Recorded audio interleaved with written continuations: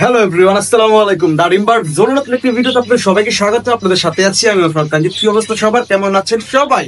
আজকে অনেক রোদ উঠছে। আমার এখানে সেলসিয়াস 33°C। রোদটা পুরো আমার বারান্দা থেকে আমার পাখি খাঁচার মধ্যে পড়ে।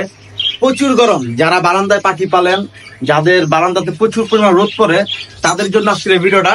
আশা করি ভিডিওটা সবাই প্রথম থেকে শেষ পর্যন্ত দেখবেন, তাহলে আপনারা অল্প কিছু জিনিস জানতে পারবেন। সামান্য একটা জিনিস আপনাদেরকে দেখাবো, যেটা আপনার পাখিকে প্রতিদিন 2 থেকে 3 বার করতে পারেন। দেখতেই পাচ্ছেন আমার একটা স্প্রে, পানির স্প্রে। জাস্ট হালকা করে আমি পাখিকে স্প্রে করে দিব। প্রতিদিন আমি এটা বেশি গরম পড়লে 2 থেকে 3 বার করে করি। বেশি স্প্রে করে হালকা করে স্প্রে করে দেই, জাস্ট ওদেরকে একটু ঠান্ডা রাখার জন্য।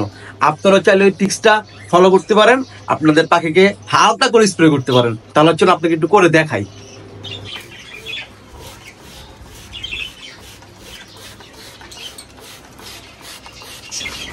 আর এগুলো হচ্ছে আমার ফিমেল পাখিগুলো, এগুলো একটু স্প্রে করব। স্প্রে করার সময় একটা জিনিস খেয়াল রাখবেন, যেসব পাখিগুলোর নিচে ডিম আছে বা বাচ্চা আছে, ছোট বাচ্চা, একেবারে ছোট বাচ্চা, ওদেরকে স্প্রে করবেন না।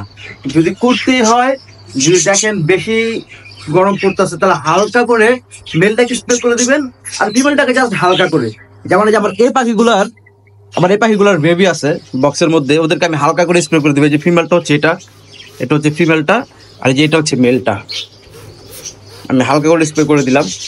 আমি আমরা বলতে যেসব পাখিগুলো নিচে ডিম আছে, বাচ্চা আছে, ওদেরকে স্প্রে করবেন না। যদি করেন একেবারে হালকা করে স্প্রে করে দিবেন, যাতে করে পাখিগুলো বেশি ভিজে না যায়। যদি ভিডিও ভালো লাগে অবশ্যই লাইক কমেন্ট শেয়ার করতে ভুলবেন না। আপনারা যদি বাজরিকার পাখি সম্পর্কে কিছু জানতে চান, তাহলে অবশ্যই আমাকে মেসেজ করবেন আমাদের ফেসবুক পেজ দারিমবার্গ জোনে। আজকের ভিডিও পর্যন্ত সবাই ভালো থাকুন, আল্লাহ হাফেজ, আসসালামু আলাইকুম।